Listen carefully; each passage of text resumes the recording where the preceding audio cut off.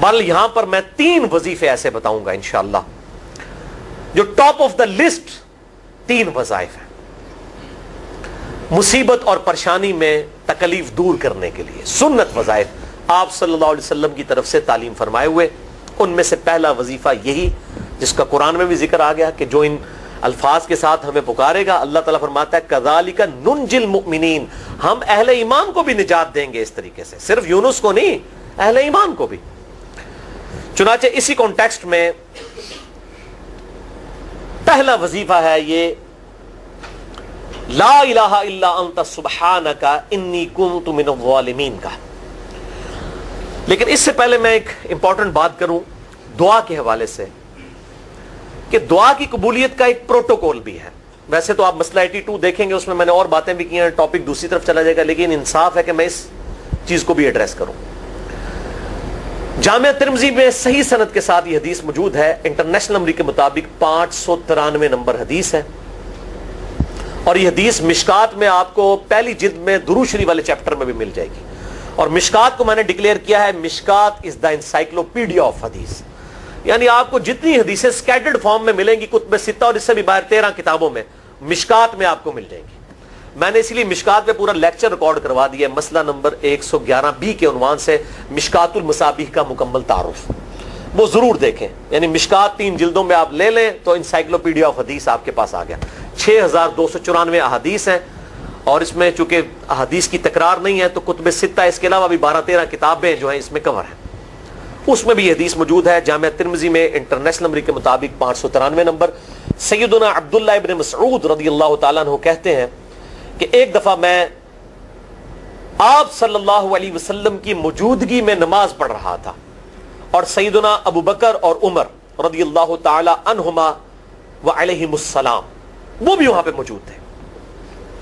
میں نماز کے جب یعنی کہ تشہد میں بیٹھا، میں نے اللہ کی حمد کی، التحیات للہ والصلوات والطیبات، اس کے بعد درود پڑھا، اور اس کے بعد میں نے دعا مانگنا شروع کی تو آپ صلی اللہ علیہ وسلم نے ارشاد فرمایا سل تعطا سل تعطا، مانگ تجھے دیا جائے گا، مانگ تجھے دیا جائے گا، یعنی جو درود شریف اور ذکر کے ذریعے متوجہ ہوتا ہے اللہ تعالیٰ اس کی دعا قبول کرتا ہے۔ اور پھر ابن مسعود ادھر ہی روایت کرتے ہیں، ساتھ ہی جامعہ ترمذی میں دوسری حدیث ہے صحیح سند کے ساتھ کہ ایک شخص آیا، اس نے جو ہے وہ نماز کے دوران حمد و درود کے بغیر ڈائریکٹ اللہ سے مانگنا شروع کر دیا، تو جب وہ فارغ ہوا آپ صلی اللہ علیہ وسلم نے اسے بلا کر کہا کہ سائل تو نے مانگنے میں جلدی کی، تجھے چاہیے کہ جب دعا مانگنے لگے پہلے اللہ کی حمد بیان کر، پھر مجھ پر درود پڑھ، اور پھر اللہ کی طرف متوجہ ہو۔ اور اس حدیث میں آتا ہے کہ ایک اور شخص آیا، یعنی ابن مسعود وہ خود تھے، اور اس نے اللہ کی حمد اور درود کے ذریعے دعا مانگی تو آپ صلی اللہ علیہ وسلم فرمایا سل تعطا، مانگ تجھے دیا جائے گا، مانگ تجھے دیا جائے گا۔ درود شریف پہ میں الگ سے بھی لیکچر دے چکا ہوں، مسئلہ نمبر 56 کے عنوان سے 2 گھنٹے کی گفتگو ہے۔ درود شریف کے صحیح فضائل اور صحیح احکام و مسائل بڑی ڈیٹیل کے ساتھ ہر اینگل سے درود شریف کے حوالے سے آپ کو وہ سمجھ لیں کہ انسائکلوپیڈیا ہے وہ لیکچر، مسئلہ نمبر 56 اہل سنت پاک .com پہ۔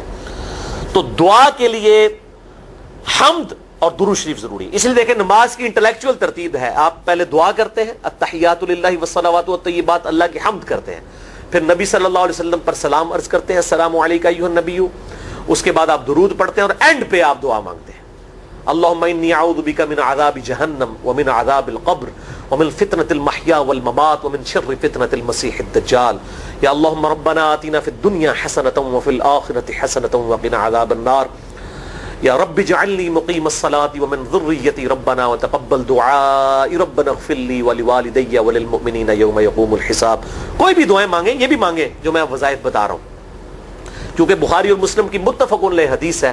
مشکات میں آپ کو تشہد والے چیپٹر میں حدیث مل جائے گی کہ نماز میں تشہد میں درود کے بعد جو چاہو اپنے رب سے مانگو، یعنی عربی میں مانگنا ہوگا، دعائیں مانگے، دعائیں معصورہ کتاب و سنت میں جتنی ہیں وہ مانگے، اس کے علاوہ بھی مانگ سکتے ہیں اگر الفاظ درست ہوں لیکن عربی زبان میں۔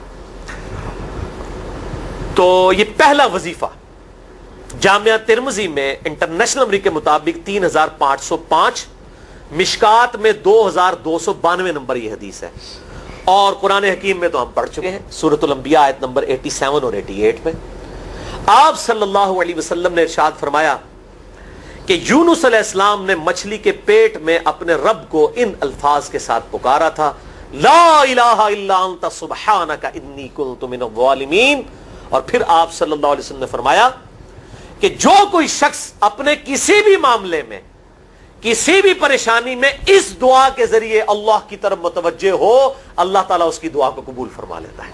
اور قرآن میں بھی آ گیا نا کذالک ننجی المؤمنین. اور کتنا بڑا فتویٰ آیا میرے بھائیوں, سورہ الصافات 143 144, فلولا انہ کان من المسبحین, اگر یونس ہمیں ان الفاظ میں ہماری تسبیح نہ کرتا, للبث فی بطنہ الی یوم یبعثون, تو مچھلی کے پیٹ میں قیامت تک مچھلی کے پیٹ میں رہتا اگر اس طرح نہ ہمیں پکارتا, اس کی قبر مچھلی کا پیٹ بن جاتی. یعنی یہ اتنا عطاب, اور وہ دور ہو گیا اس دعا سے, بہت بڑے اسماء اعظم میں سے ہے. تو یہ بہترین دعا, بہترین وظیفہ, اسماء اعظم میں سے بہترین چیز, اور سب سے بڑھ کر جو میں نے بات کی کہ بہترین استغفار, اللہ سے توبہ مانگنے کا بہترین ذریعہ.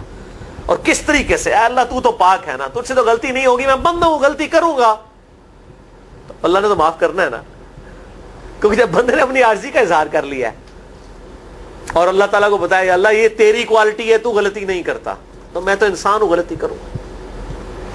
تو یہ ہے پہلا وظیفہ. دوسرا وظیفہ وہ بھی جامعہ ترمذی میں انٹرنیشنل نمبر کے مطابق 3524 نمبر حدیث ہے, لیکن ترمذی کا طریق جو ہے وہ ضعیف ہے. یہ میں پہلے بتا دوں, امام ترمذی نے ساتھ لکھا ہے یہ روایت کمزور ہے, لیکن ضروری نہیں ہوتی کہ روایت اگر ترمذی میں کمزور ہے تو کہیں اور وہ روایت صحیح نہیں موجود ہے.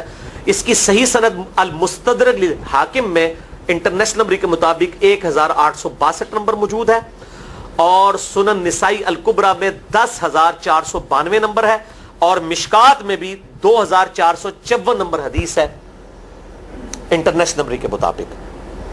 تو صحیح سند المستدرک للحاکم اور سنن نسائی الکبریٰ کے اندر موجود ہے.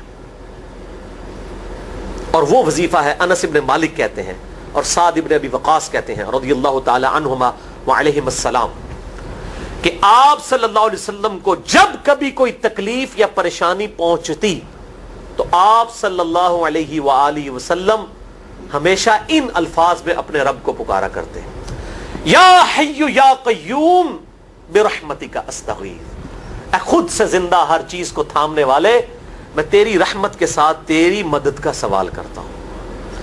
استغیث بولیں گے نا الف کے ساتھ, حمزہ کے ساتھ, تو یہ سنگولر کا صیغہ ہوگا, اور اگر ہم بولیں گے نستغیث نون کے ساتھ تو یہ جمع کا صیغہ بن جائے گا. یہ میں اس لیے بتا رہا ہوں, لوگ پوچھ رہے ہوتے ہیں جی بعض جگہ لکھا ہوتا ہے جناب نستغیث, بعض جگہ لکھا ہوتا ہے استغیث, کیا کریے, وہ نستغیث جمع کا صیغہ بنا لیا جاتا ہے.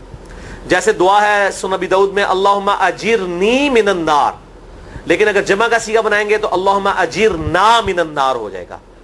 اس طریقے سے دعائے قنوت کے الفاظ ہیں اللہم اہدنی فی من ہدیت, تو جمع کا صیغہ ہوگا اللہم اہدنا فی من ہدیت. یہاں پر بھی ہے یا حی یا قیوم برحمتک استغیث سنگولر کا صیغہ, اور نستغیث پلورل کا صیغہ, جمع کا صیغہ. کتنی بہترین دعا ہے, اے خود سے زندہ ہر چیز کو تھامنے والے, میں تیری رحمت کے ساتھ تیری مدد کا سوال کرتا ہوں. تو یہ بھی اسماء اعظم میں سے ہے. سنن نسائی الکبریٰ کے اندر صحیح سند کے ساتھ 10492 اور المستدرک للحاکم میں 1862 نمبر. اب یہاں پہ میں ایک ضمناً بات بتا دوں سنن نسائی الکبریٰ کے بارے میں, چونکہ اکثر لوگ پوچھتے ہیں. میرے بھائیوں, ایک سنن نسائی وہ ہے جو کتب ستہ میں ہم پڑھتے ہیں, اس میں یہ کتاب لکھی ہے امام احمد بن شعیب نسائی رحمہ اللہ تعالی المتوفی 303 ہجری. کتب ستہ میں یہ ویسے 5ویں نمبر پہ گنی جاتی ہے, لیکن بخاری اور مسلم کے بعد دنیا میں سب سے صحیح ترین کتاب سنن نسائی ہے. سب سے کم ضعیف حدیثیں اس کے اندر ہیں. بخاری مسلم کے بعد تیسرا نمبر اس کتاب کا ہے. دنیا کی کوئی حدیث کی کتاب بخاری مسلم کے بعد صحیح نہیں ہے جتنی سنن نسائی ہے. سنن نسائی جو ہمارے پاس کتب ستہ میں ہے نا, اس میں ہے 5761 احادیث انٹرنیشنل نمبر کے مطابق, اور یہ ساری انٹرنیشنل کتابیں عربی میں, انگلش میں اور اردو میں ہماری ویب سائٹ اہل سنت پاک.com پہ فری اس کا PDF موجود ہے, آپ ڈاؤن لوڈ کر سکتے ہیں. 5761 احادیث ہیں اس سنن نسائی میں جو ہمارے پاس ہے. اسے ویسے ٹیکنیکل لینگویج میں کہا جاتا ہے سنن نسائی الصغریٰ, چھوٹی سنن نسائی, کیونکہ امام نسائی نے یہ کتاب نہیں لکھی تھی. امام نسائی نے کتاب لکھی تھی سنن نسائی الکبریٰ, بڑی سنن نسائی، اور اس میں حدیث ہیں انٹرنیشنل نمبر کے مطابق 11,770، بخاری مسلم سے بھی زیادہ حدیث ہیں اس میں. لیکن یہ امام نسائی کے ایک شاگرد تھے امام ابن السنی، انہوں نے اس کو مختصر کر کے نا چھوٹی کتاب بنا دیا، اور اب پبلک میں یہی چھوٹی کتاب مشہور ہے. اس کی وجہ سے جب ہم سنن نسائی الکبریٰ کا آپ مشکات میں دیکھیں گے نا تو وہ فرق نہیں کرتے ہیں. جب وہ سنن نسائی کا حوالہ دیتے ہیں نا تو آپ کو نسائی میں وہ ملے گا بھی نہیں، وہ الکبریٰ میں ہوتا ہے، کیونکہ وہ اس تفریق کو مانتے نہیں، وہ تو سنن نسائی الکبریٰ کو سنن نسائی مانتے ہیں. جبکہ ہماری پبلک جو ہے وہ سنن نسائی، وہ میں وہ حوالہ دے رہا ہوتا ہوں کہ جی سنن نسائی الکبریٰ میں 9,928 نمبر حدیث ہے کہ جو آیت الکرسی پڑھ لے فوراً بعد کسی بھی نماز کے فرض کے فوراً بعد تو مرتے ہی جنت میں داخل ہوگا. تو لوگ کہتے ہیں جناب نسائی تے حدیث ہیں جناب 5,761 نے، تسی 9,928 کی تمہیں دس دیو. تو میں ساتھ حالانکہ بول رہا ہوتا ہوں سنن نسائی الکبریٰ، میں نے کبھی اس کے بغیر نہیں بولا. تو الکبریٰ سے آپ کا دماغ تو کام کرنا چاہیے، الکبریٰ کیوں بول رہا ہے ساتھ؟ کوئی یہ صغریٰ بھی ہے جس کی یہ الکبریٰ ہے بڑی، اور ہمارے گرین کارڈ میں یہ وظیفہ لکھا ہوا ہے الکبریٰ کے ساتھ. اسی طریقے سے جو میرا وہ واقعہ کربلا کے اوپر 150 اسناد پر مشتمل پمفلٹ ہے، ریسرچ پیپر نمبر 5B واقعہ کربلا کا حقیقی پس منظر 72 صحیح الاسناد احادیث کی روشنی میں. 72 کا تو ٹائٹل ہے شہدائے کربلا کی نسبت سے، احادیث اس میں 150 ہیں. اس میں اکثر حدیثوں کے حوالے میں نے سنن نسائی الکبریٰ سے دیے ہوئے ہیں. وہ لوگ کہتے ہیں مل ہی نہیں رہی ہے، تو میرے بھائی وہ سنن نسائی الکبریٰ آپ کے پاس ہوگی تو آپ کو ملے گا نا. تو سنن نسائی الکبریٰ الگ سے وہ اصل کتاب ہے، اس میں سے سنن نسائی الصغریٰ بنائی گئی ہے. اسی سنن نسائی الکبریٰ کا چیپٹر ہے خصائص علی، جس میں 194 حدیث ہیں سیدنا مولا علی رضی اللہ تعالیٰ عنہ و علیہ السلام کی شان میں. امام نسائی نے ناسبیوں کے خلاف وہ کتاب کا وہ چیپٹر لکھا، وہ خصائص علی چیپٹر ہے سنن نسائی الکبریٰ کا. اس طریقے سے فضائل صحابہ بھی امام نسائی کی جو کتاب ہے وہ بھی اسی کتاب کا چیپٹر ہے. اسی طریقے سے عمل الیوم واللیلہ، صبح و شام کے جو اذکار ہیں وہ چیپٹر بھی اسی سنن نسائی الکبریٰ میں سے ہے. اسی میں یہ وظیفہ ہے کہ جو آیت الکرسی فرض نماز کے فوراً بعد پڑھتا ہے تو مرتے ہی جنت میں داخل ہوگا. میں نے اس کتاب کے اس چیپٹر کا حوالہ نہیں دیا، وہ الگ سے بھی چیپٹر چھپا ہوا ہے، جس طرح خصائص علی الگ سے ہے، فضائل صحابہ الگ سے ہے. خصائص علی تو ہمیں ہماری ویب سائٹ پہ بھی موجود ہے اہل سنت پاک.com پہ. فضائل صحابہ بھی اردو ترجمے اور تحکیم کے ساتھ چھپ چکی ہے. اور یہ عمل الیوم واللیلہ، دن رات کے جو اذکار ہیں، یہ بھی الگ سے عربی میں چھپی ہوئی ہے. تو میں اس کا حوالہ نہیں دیتا، میں سنن نسائی الکبریٰ کا کہتا ہوں 9,928 آیت الکرسی کا وظیفہ. تو یہ سنن نسائی الکبریٰ کا میں نے حوالہ دیا ہے، یا حی یا قیوم برحمتک استغیث 10,492 صحیح طریقہ ہے. بعض اوقات کسی ایک کتاب میں ضعیف، ترمذی کا اس کا طریق جو ہے وہ ضعیف ہے، سنن نسائی الکبریٰ اور المستدرک للحاکم کا طریق جو ہے وہ بالکل صحیح ہے. جس طریقے سے سنن ابی داؤد اور سنن ابن ماجہ میں کتاب النکاح چیپٹر میں حدیث ہے، اگر میں سجدہ جائز سمجھتا تو بیویوں کو کہتا کہ اپنے خامدوں کو سجدہ کریں اس حق کے سبب جو اللہ نے ان کو دیا ہے. تو ابو داؤد اور ابن ماجہ کی روایت ضعیف ہے، اس میں شریک القاضی مدلس ہے اور ان سے روایت کر رہے ہیں، اور مدلس کی ان والی روایت سما کی تصریح کے بغیر ضعیف ہوتی ہے. لیکن ہم اس حدیث کو صحیح کہتے ہیں کیونکہ اس سما کی تصریح سنن البہیقی کے اندر موجود ہے الکبریٰ میں. تو ہم پھر اس کی بنیاد پہ کہتے ہیں چونکہ وہاں پر صحیح لہذا اس کو ہم کہتے ہیں شواہد کی بنیاد پہ صحیح. یہ میں آپ کو ٹیکنیکل چیزیں بتا رہا ہوں، یہ وہ چیزیں جو آپ کے کئی وہ جو بڑے بڑے علماء پڑھ کے فارغ ہوتے ہیں ان کو بھی یہ باتیں نہیں پتہ ہوتی ہیں. وہ کہتے ہیں جناب آپ تو پڑھے ہو، اور میں کہنا پائی میرے آئنسٹائن تے نیوٹن کو کسی مدرسے تو پڑھنے کی ضرورت نہیں ہوتی. نیوٹن 8ویں کلاس ہی نسیا ہوا ہے، آج نیوٹن ہوتے PhD ہوتی فزکس تھی. مجھے غامدی صاحب کا جملہ یاد آیا، ان سے کسی نے پوچھا کہ یہ جو روایتی علماء ہیں اور مولانا مودودی آپ ان کو کیسے دیکھتے ہیں؟ ان کا روایتی علماء جو ہیں یہ تو مدرسوں کے اسٹوڈنٹس اور فاروق تحصیل ڈگری ہولڈر ہیں، اور مودودی صاحب جو ہیں ان کی مثال تو آئنسٹائن اور نیوٹن والی ہے، ان کے اوپر PhDs ہوتی ہیں. یہ گاڈ گفٹڈ صلاحیتیں ہوتی ہیں. ان مدرسوں کی آؤٹ پٹ مودودی صاحب اور ڈاکٹر اسرار، ڈاکٹر ذاکر نائک اور احمد دیدار صاحب تو نہیں ہو سکتے.